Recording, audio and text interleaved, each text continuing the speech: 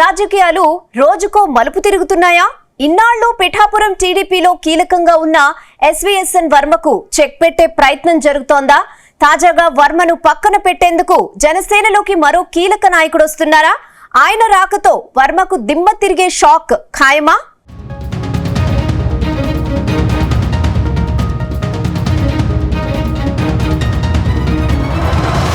కాకినాడ జిల్లా పిఠాపురం నుంచి 2 సార్లు ఎమ్మెల్యేగా గెలిచిన పెండెం దొరబాబు జనసేన పార్టీలో చేరేందుకు రంగం సిద్ధమైంది. కొద్ది రోజులుగా జనసేనలో చేరేందుకు ప్రయత్నిస్తున్న దొరబాబు చేరికకు పవన్ కళ్యాణ్ గ్రీన్ సిగ్నల్ ఇచ్చారు.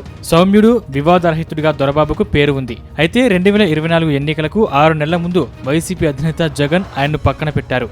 ఇక పిఠాపురం వైసీపీ ఇన్ఛార్జిగా కాకినాడ ఎంపీ మాజీ ఎమ్మెల్యే వంగ గీతను నియమించారు. ఆమెపై వర్మ పోటీలో ఉంటారని భావించారు. దాంతో ఆమె కూడా పోటీకి సై అన్నారు. అనూహ్యంగా పవన్ కళ్యాణ్ పిఠాపురం పోటీకి వచ్చారు. ఎప్పుడైతే పవన్ పోటీ చేస్తారని ప్రకటించారో అప్పుడే గీత ఓటమి ఖాయమని తేలింది. గీత సర్వశక్తులు ఒడ్డారు. ఆఖరుసారిగా కొంగు చాచి వేడుకుంటున్న నాకే ఓటేయండంటూ అభ్యర్థించారు. అయినా ఫలితం దక్కలేదు.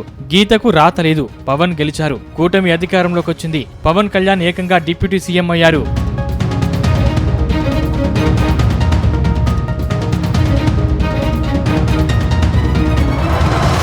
అయితే జనసేనకు పెద్ద తలనొప్పిగా మారారు టీడీపీ ఇన్ఛార్జ్ ఎస్వీఎస్ఎన్ వర్మ. ఆయనకు ఎన్నికల ముందు అటు చంద్రబాబు ఇటు పవన్ ఇచ్చిన వాగ్దానాలు నెరవేరలేదు. ఆయనకు ఎలాంటి పదవులు ఇవ్వడం లేదు. పిఠాపురంలో రెండో పవర్ పాయింట్ ఉండకూడదన్న ఉద్దేశంతోనే వర్మను పక్కన పెట్టారని ప్రచారం జరుగుతుంది.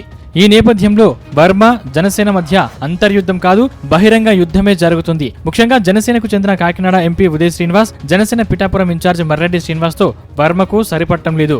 ఎవరికి వారే యమునా తీరేగా ఇక్కడ తిరుగుతున్నారు. మొన్నటి గ్రాడ్యుయేట్ ఎమ్మెల్సీ ఎన్నికల్లో కూడా విడివిడిగానే ప్రచారం చేశారు. దీంతో వర్మను సైడ్ చేసే ప్రయత్నం జనసేనలో మొదలయ్యాయి.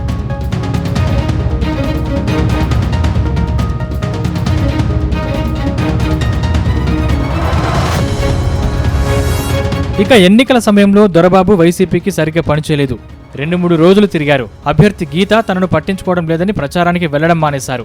బీజేపీ లేదా జనసేనలో చేరుతారని ప్రచారం జరిగింది. ఎన్నికల వరకు సైలెంట్ గా ఉన్నారు. ఎన్నికలు అయిన తర్వాత పార్టీకి రాజీనామా చేశారు. త్వరలోనే తన నిర్ణయం ప్రకటిస్తా అన్నారు. అప్పటి నుంచి ఆయన ఏ పార్టీలో చేరుతారన్న ప్రచారం జరిగింది. ఈ నేపథ్యంలో ఆయన మంగళగిరిలో జనసేన అధినేత పవన్ కళ్యాణ్ ను తన కుటుంబ సభ్యులతో పాటు మర్యాద పూర్వకంగా కలిశారు. పార్టీలో చేరేందుకు దొరబాబు ప్రతిపాదన తీసుకురావడంతో పవన్ కళ్యాణ్ అంగీకరించినట్లు తెలిసింది.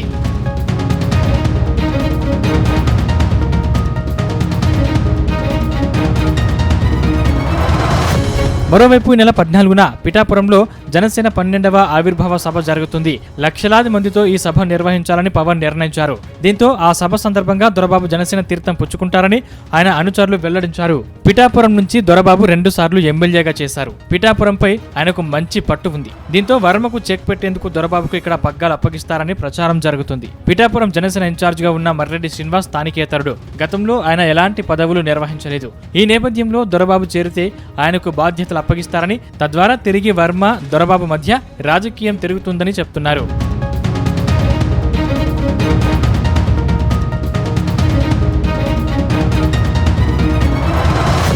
మొత్తం మీద దొరబాబు తాను అనుకున్నట్లుగానే పవన్ ను కలిశారు. త్వరలోనే పార్టీలో చేరిపోతున్నారు. దొరబాబు చేరికతో వర్మ ఎలా స్పందిస్తారు? గతంలో తన చేతిలో ఓటమి పొందిన దొరబాబు పవన్ పక్కన చేరితే తనకు ఎలాంటి ఇబ్బందులు వస్తాయన్న విషయంలో ఆయన ఎలాంటి నిర్ణయం తీసుకుంటారు అన్న చర్చ నడుస్తోంది.